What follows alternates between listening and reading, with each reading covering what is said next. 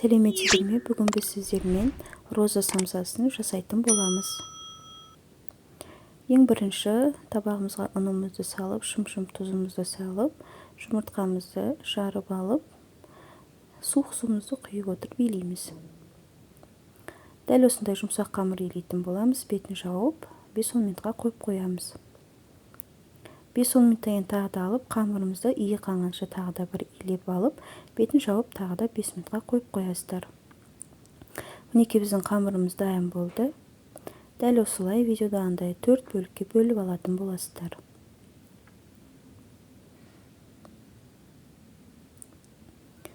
Қамырымызды илейміз, яғни жайып алатын боламыз. Жұп-жұқа қамыр жаятын боламыз.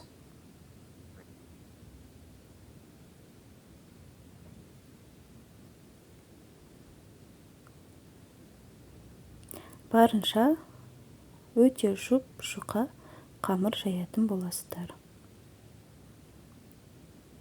Қамырымыздың төртеуінде жайып аламыз. Содан кейін сары майымызды газымызға ерітіп алып, қамырымызға барлығын біркелкі қылып салып жағып шығатын боламыз. Және қалған қамырымызды дәл осылай бетіне қабаттап шығамыз.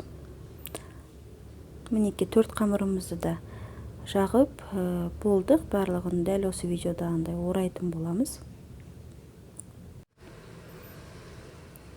Енді начинкамызды дайындайтын боламыз. Ол үшін менде сиыр еті, яғни фаршымызға ұсақтап туралған пиязымызды салатын боламыз.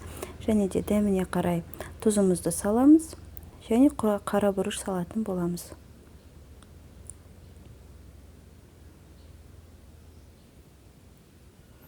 Біркелкі қылып араластырып аламыз. Біздің начинкамыз сочный болу үшін жарты кружка суық суымызды құйып жібереміз. Енді қамырымызды дәл осылай кішірек бөліктерге бөліп, самсамызды дайындайтын боламыз.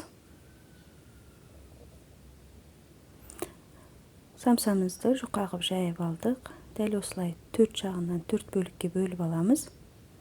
Начинкамызды тура ортасына саламыз.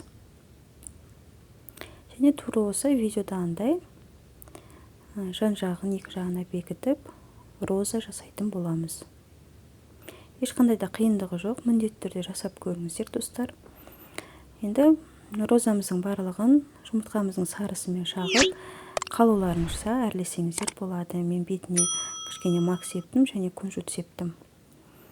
Және 40 минуттай 30 минуттай пісіріп алатын боламыз.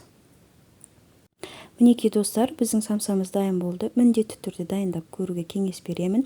Менімен болғандарыңызға рахмет. Маған лайк басып, комментарий жазып кетіңіздер. Және де маған тіркеліп, қоңырауша белгісін басып кетуді ұмытпаңыздар. Сау болыңыздар.